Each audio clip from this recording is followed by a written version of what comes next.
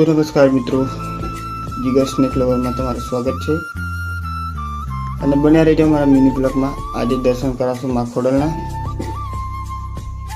તો તમે જોઈ શકો છો મિત્રો, માં ખોડલનું મંદિર super જબરદસ્ત મંદિર છે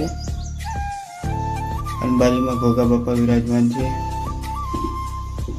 અને બાજુમાં બાપા સીતારામ પણ વિરાજમાન છે અને માની અખંડ જ્યોત જોઈ શકો છો તમે।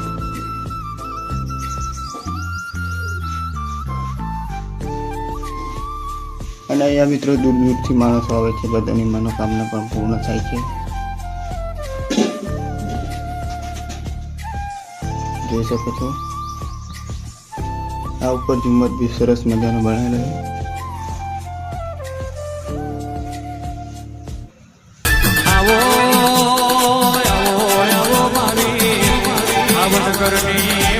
तो माँ खुड़िया ने मानता हो तो वीडियो ने लाइक कर लीजिए, यूट्यूब पर नवा हो तो सब्सक्राइब कर लीजिए।